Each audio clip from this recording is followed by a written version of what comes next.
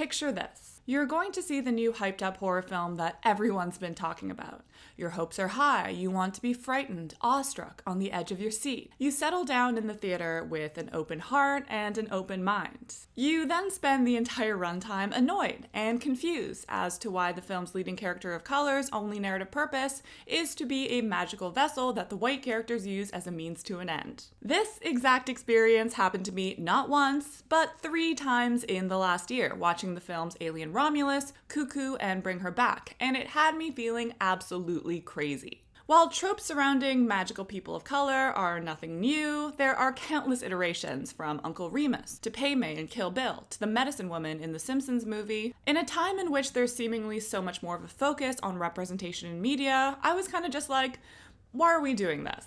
And after doing a little bit of research, I found the answer to my question. These roles were actually the product of a little-known thing called colorblind casting. If you're not familiar with the term colorblind casting, this often refers to the casting process in which actors are selected based on talent rather than race. On one hand, in a society dominated by white narratives, people of color, like me, are always excited to see themselves represented on screen. And while I love the fact that we're seeing more and more media come out discussing the topic of race, sometimes it's equally nice to, just see yourself being represented outside of these discussions, or to see yourself represented in situations where you historically would have been excluded. Take, for example, the massive success of Netflix's Bridgerton, a reinterpretation of Julia Quinn's Regency-era historical romance series, which saw the casting of a wide variety of racialized actors portraying Regency-era nobility, or The Green Knight, in which Dev Patel portrayed a fictional knight and nephew of the canonically white Prince Arthur. But while some instances of colorblind casting have either been pretty innocuous or have been generally embraced by the public, other times it can get a little bit messy, or in the case of the films we'll be discussing today, super fucking racist. The fact of the matter is, a lot of our generalized understandings of race are created through stereotypes, which have been historically perpetuated through media we consume. Even if we say a casting choice is colorblind, there's always the potential that our subconscious biases can take over, perpetuating harmful cycles of stereotypes that we're societally trying to avoid. Now, while most discussions I've seen of colorblind casting have surrounded casting decisions in which the actors are of different races than specific source material or different historical periods, what I'm interested in looking at today is the seemingly more subtle instances in which there's no source material we're drawing from or no specific historical implications. The actors are supposedly just cast for the roles they're best suited for. So with this video, we're going to be taking a look at the 3 recent horror films that I discussed at the beginning of this video, Alien Romulus, Cuckoo, and Bring Her Back. We're going to be looking at the biases and tropes that these films perpetuate, their embedded historical context, and the logistics of these casting choices, in order to get a clearer idea of how racial biases and concepts like colorblind casting may be a bit more connected than we might think. And if this is of interest to you, please stick around. But before we get into things, hi, I'm Emma Chang-Kredl. Welcome back to my channel. It's so lovely to have you here. I just wanted to say thank you so much, as always, for your support on my videos. It means so much to me. If you want to support my channel even more and you want to see my channel grow, you can give this video a like, subscribe if you haven't already, leave a little comment, share with your friends, anything helps. But yes, thank you as always. Let's get into the big bad issue of colorblind casting. Perhaps one of the most famous early examples of colorblind casting in horror cinema would be the casting of Duane Jones in George A. Romero's Night of the Living Dead, in which Jones portrays the film's level-headed protagonist, Ben, who, alongside other scared residents of a small Pennsylvania town, attempts to fend off a zombie attack from a small farmhouse. The casting of Jones in this role in the year of 1968 was revolutionary, portraying a black man in a leading role in a film alongside an almost predominantly white cast. The film, to this day, has sparked discussions about race in America, especially in the film's closing scene, in which Ben, spoilers, the sole survivor of the zombie attack, is shot by a group of white policemen, assumed to be a zombie. Okay, he's dead. Let's go get him. That's another one for the fire. The racial politics of the film were undeniable, especially given the fact that the film was released following the overturning of Jim Crow laws in 1965 and the Detroit riots of 1967. But while heralded as a monumental moment in horror film history, the racial themes of Night of the Living Dead were never really intentional. And this is because the character of Ben was never actually written to be a black character. Romero even went as far as to state, quote, "Dwayne Jones was the best actor we met to play Ben. If there was a film with a black actor in it, it usually had a racial theme, like the Defiant Ones. Consciously, I resisted writing new dialogue, cause he happened to be black. We just shot the script," unquote. But through his decision to not change any elements of the script to fit the casting of Jones, some elements of the film were definitely shaped by this casting decision. Notably, the character's relationship to one of the film's other leads, Barbara, a catatonic, terrified white woman who just lost her brother to the zombies. Throughout the film, she's suspicious and scared of Ben, who is frankly just trying to calm her down and help her. In one scene, his annoyance with her reaches ahead and he physically assaults her. And while this behavior would obviously be inexcusable regardless of race, the trope of a black man preying on and harming a white woman is a tale as old as time in America. In researching this video, I rewatched the wonderful Shudder original documentary Horror Noir, based on the book of the same name by Robert R. Means Coleman, in which Means Coleman and a number of prominent black artists working in the film industry discuss the history of blackness in the horror genre. And in this documentary, it becomes clear just how important Night of the Living Dead really was. Night of the Living Dead was so important because for the first time, we're not just the victims. We were the destroyers and the protectors for the people of the monsters. He's killed by the white mob, which had to look a lot like white mobs that were roaming throughout the South, menacing black folks and terrorizing black folks. Night of the Living Dead becomes what it is exactly because of what's happening in this country. And while this really does just go to show that seeing yourself represented on screen outside of common tropes, or in roles that are commonly portrayed by white actors is wonderful, it also goes to show that context is king. Whatever is going on in the world currently or historically will affect our readings of a certain narrative. This is especially the case in horror films, which I have talked about time and time again on this channel. Horror films are just so inherently political, with the fears being portrayed in these films often mirroring real-life fears of given time periods. And the racial dynamics of Night of the Living Dead were very much in the front of my mind when I was watching the newest installation of the Alien franchise, Alien Romulus. A film that had a lot of super fun elements, but also a lot of really frustrating and distracting racial elements.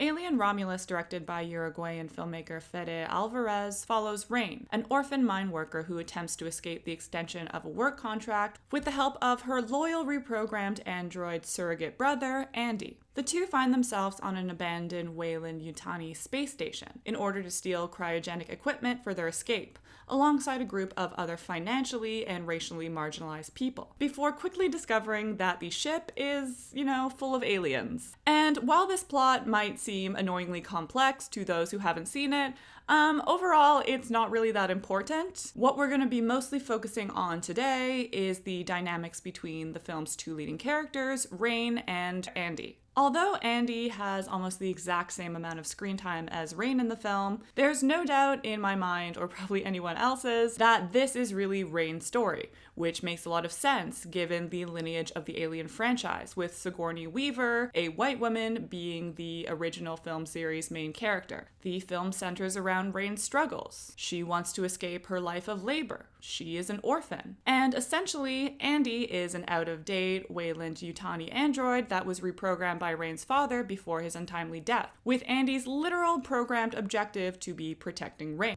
I have just one directive: to do what's best for Rain. So essentially, even though Rain does really love and care for him, at the end of the day, he really is kind of just like a servant. He's programmed to take care of her. Further on the ship, he becomes really important because he's compatible with the alien ship and is able to access and open areas humans would not be able to. While Andy is physically useful, he's also a burden to those around him. He's considered, as we discussed before, an out-of-date model and is therefore considered slow. Characters in the film just kind of seem really annoyed with his presence, even though he's fiercely defended by Rain.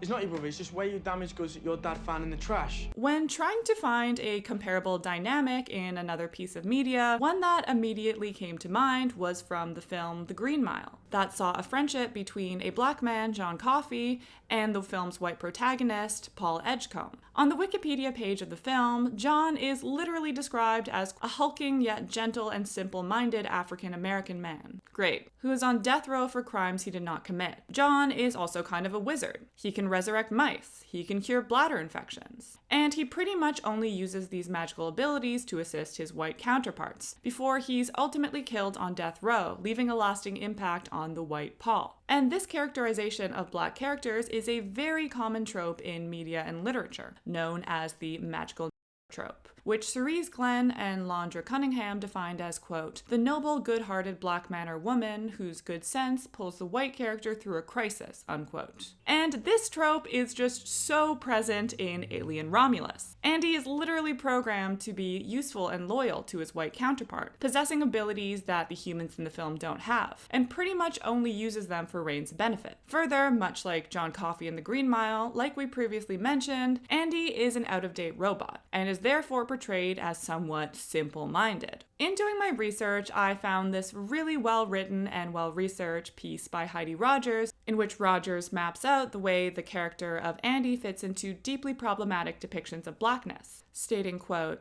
the film's decision to position Andy as a figure designed for physical labor speaks to a broader pattern in media where black characters are denied complexity, leadership, and intellectual depth, unquote, which I think just very beautifully summarizes the issue at play here. But while in this article, Rogers is very of the mind that this was an intentional decision, Fede Alvarez stated in an interview with Collider that he, quote, tested so many actors for that role that were able to show vulnerability and still be slightly off, slightly cold, unquote, focusing on acting ability instead of race. And because of this framing, I've seen a lot more people praise this casting decision rather than be a little concerned, with articles like this one by Digital Spy applauding the film for casting a black actor in the role of an android, a role which in the Alien universe has canonically only been portrayed by white actors. In discussing representation, milestones are seemingly such a point of interest in discussions. And to an extent, I agree that this is important. In Alien Romulus, David Johnson portrays not only the first black android,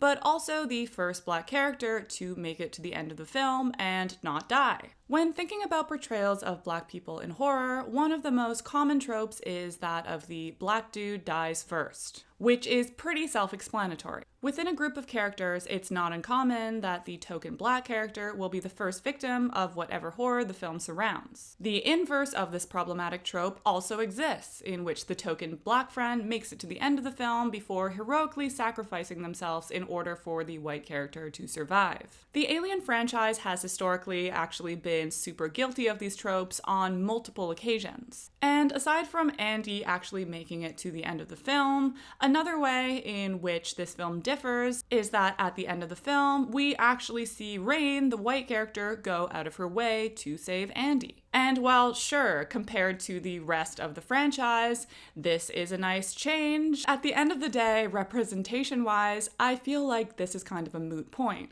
given the rest of the characterization of Andy's character throughout the film. At best, this ending to me just kind of falls more into the white savior trope. And you might be thinking, Emma, if people like you are going to be so critical about the casting of actors of color, won't people in charge of casting decisions just kind of be more likely to cast white actors because it's more simple? I genuinely feel as though the character of Andy could have been a really interesting black character if he was just a little more fleshed out and if he had a little more agency. Something that I think would have been totally possible if people just took like a little second to look at the racial dynamics of the film and understand the tropes that this character was falling into, which I think perfectly leads us into our next discussion. If you are one of the few people to see my review of the 2024 film Cuckoo before it was vaulted and became a Patreon exclusive, then you know I hated this film. A lot. But while providing a scathing review of that film in this video, one topic that I wasn't able to go too in depth in is the casting of Asian actress Mila Liu as a selectively mute, partially non-human lab experiment. Essentially, Cuckoo follows Gretchen, her white father, her Asian stepmom, and somehow full Asian half-sister, Alma, who moved to a resort town in the Bavarian Alps, where her father and stepmother spent their honeymoon 8 years prior. Gretchen does not like Alma and hates the fact that her parents seemingly favor her. That is until Gretchen notices something fishy about the town, when she gets repeatedly chased down by a scary shrieking woman, begins to experience time loops, and her sister Alma begins experiencing seizures. It turns out that this murderous woman is part of a race similar to cuckoo birds, in that she relies on brute parasitism to procreate. Plot twist, Alma is actually a product of brute parasitism, and is also of this race. And after some other stupid stuff happens, Gretchen saves Alma from the resort, and I guess this repairs their relationship and teaches Gretchen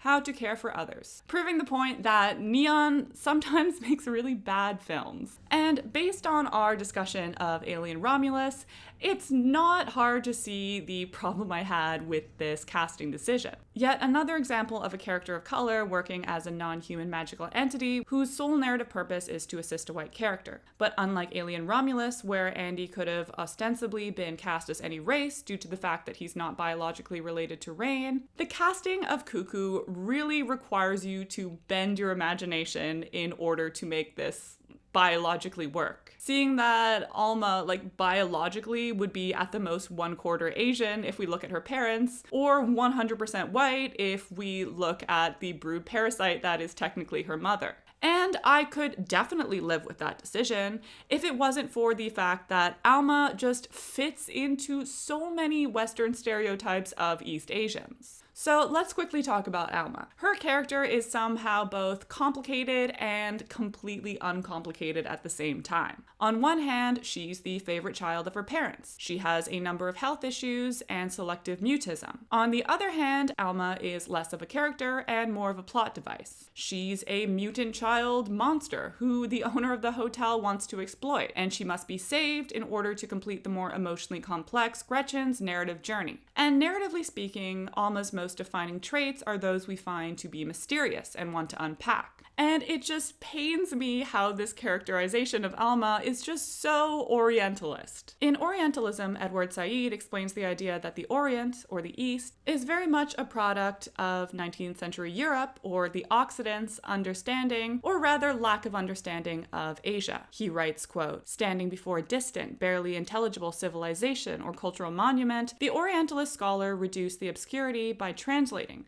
sympathetically portraying, inwardly grasping the hard-to-reach object. Yet the Orientalists remained outside the Orient, which, however much it was made to appear intelligible, remained beyond the Occident. This cultural, temporal, and geographical distance was expressed in the metaphor of depth, secrecy, and sexual promise. Phrases like the veils of an Eastern bride, or the inscrutable Orient, passed into common language," unquote. Essentially here, Said is explaining that Western understandings of Asia have always been understood through a sense of mystery, as so many of these understandings aren't actually grounded in lived experience or an actual desire to understand culture that is not your own. In the Western gaze, the East therefore becomes synonymous with being mysterious, inscrutable, magical.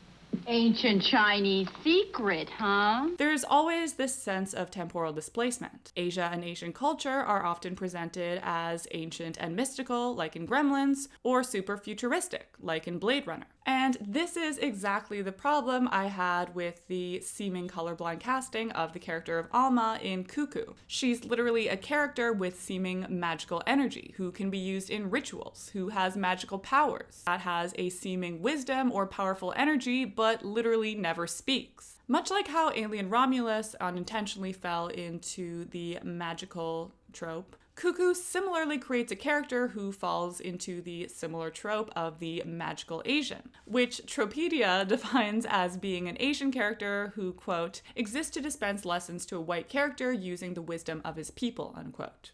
Think about Pei Mei from Kill Bill or Mr. Miyagi from The Karate Kid. But to me, one of the most notable examples of this trope actually comes from New Girl, specifically with the character of Tran, Nick's friend who he meets on a park bench, who has a seemingly very pleasant demeanor and never speaks, yet is always able to give some sort of wisdom to Nick. More so than being a wise mentor to this white character, the fact that Tran never speaks is very much another Asian stereotype, the silent Asian, a trope which once again fits into our understandings of Orientalism. The character is inherently wise, but doesn't have to speak. The Westerner simply projects his ideas onto him. Do you understand a word I'm saying? You just nodded everything.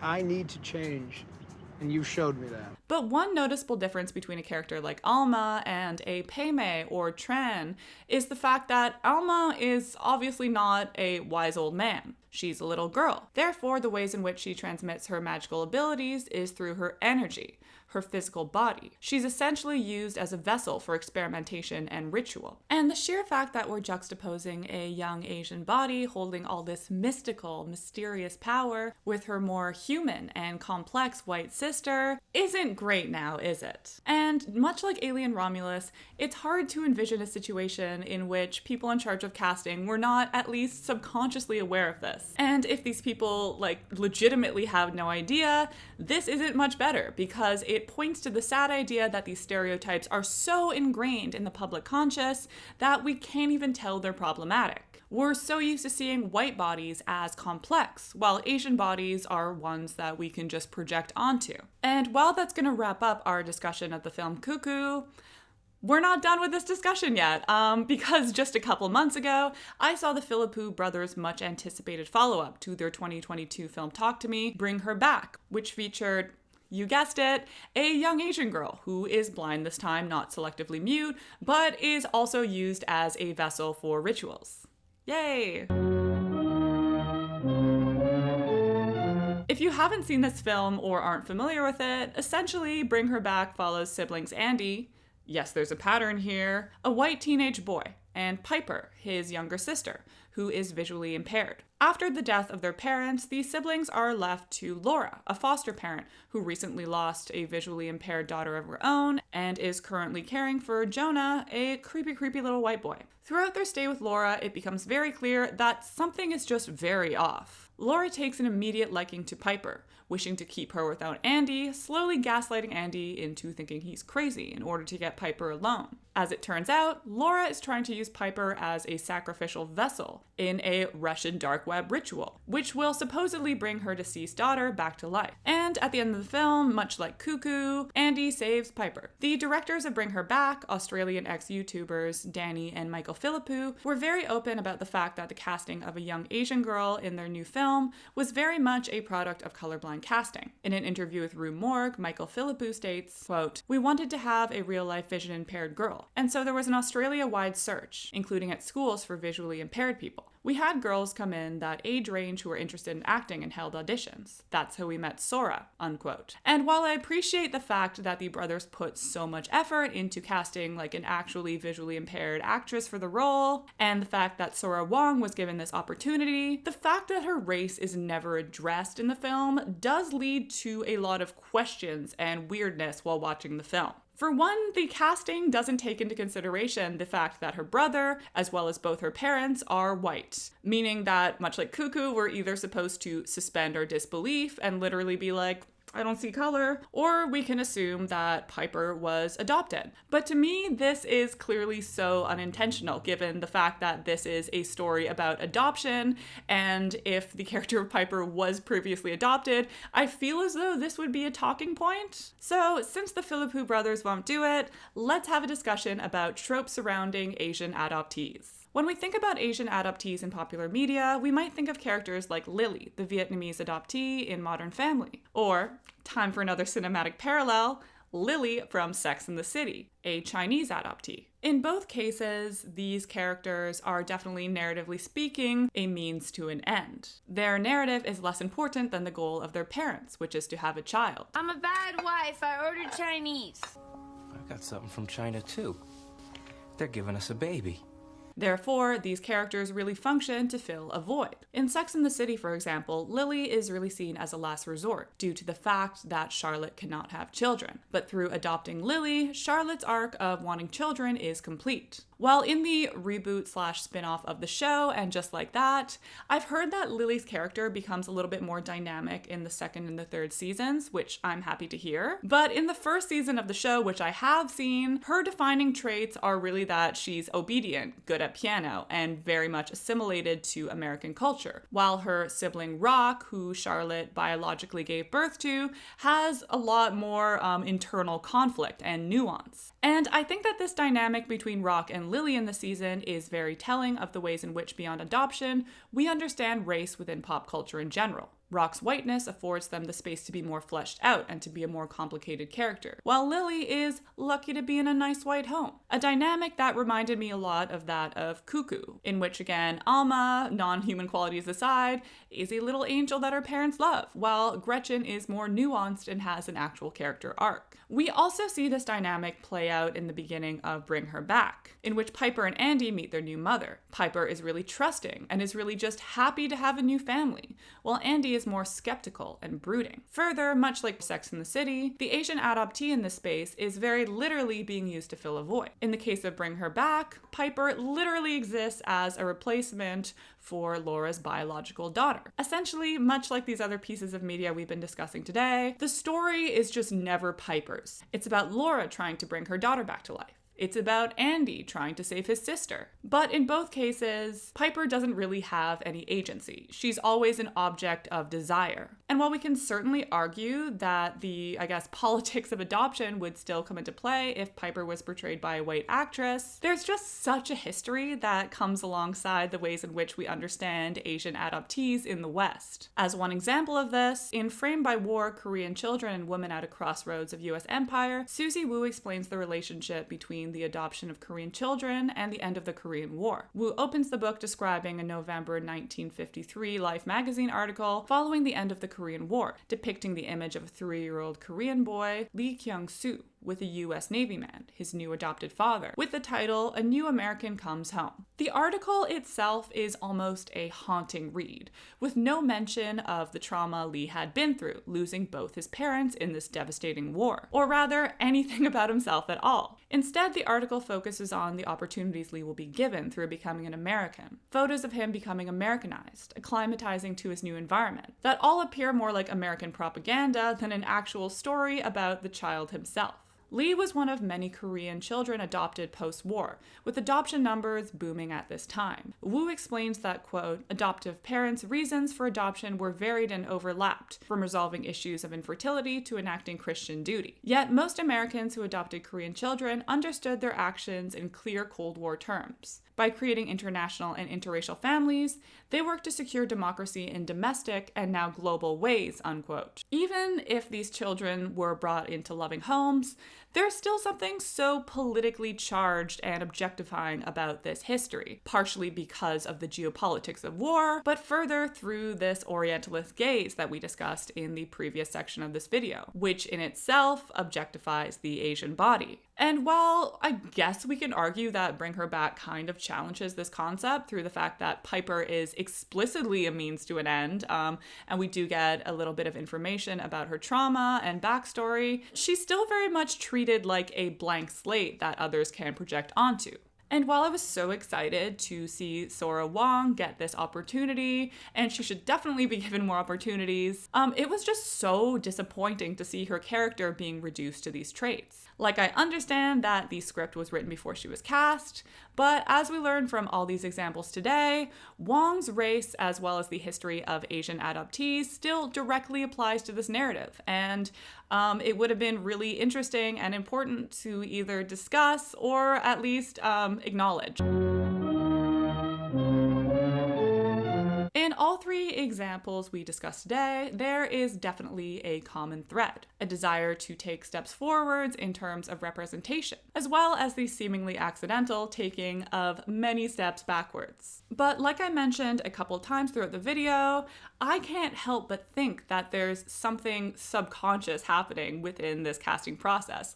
This can't just be like accidental every single time. Were the characters really cast for their acting abilities, or were the casting director and directors unconsciously associating these characters with specific races? And while again, it's great that we're seeing more diversity in casting, the fact of the matter is we just don't have enough representation of Black and Asian people in varied enough roles to make the use of these tropes invisible, whether intentionally or not. They're still racist and help to perpetuate a cycle where certain actors are put into certain boxes. In my opinion, this new trend of colorblind casting, at least through the films that we've discussed today, are less of a win for diversity and more of a repackaging of racist casting through unconscious or conscious biases. If we're going to have more diversity in our media, it's really important that we at the very least accept these tropes and know that even if we have good intentions, these tropes are still alive and well. If you're familiar with the term colorblind casting, you're probably also familiar with the term color conscious casting or identity conscious casting,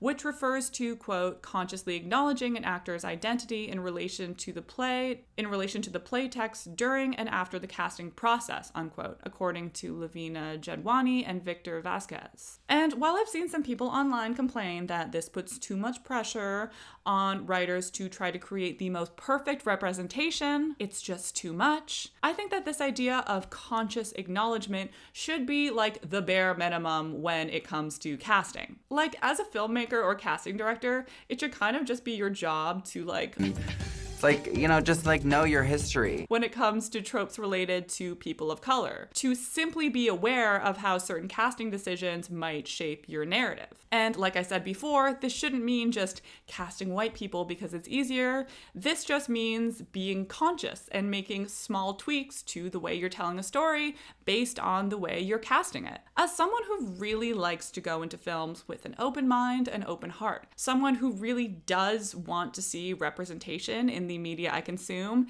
it's just so disheartening to constantly be on edge when I see characters like the ones I've discussed today. But while I have found myself really disappointed with a lot of media representation I've seen recently, there are also so many good examples of color-conscious casting that see people of color in diverse roles, but still in some ways acknowledge their race and create really interesting dynamics. One example that I think you should check out would be the show Industry, which also stars David Johnson doing a wonderful job in his role. If you have any suggestions for other pieces of media that you think I should check out that either do a good job or a bad job of this sort of casting, I would love to hear from you in the comments. But that's gonna be all for me today. Thank you so much if you made it to the end of this video. Like I said before, if you want to support the channel in some way, you can like this video, leave a comment, subscribe, share it with your friends, check out my Patreon. Thank you so much. I will see you in the next one. Love you.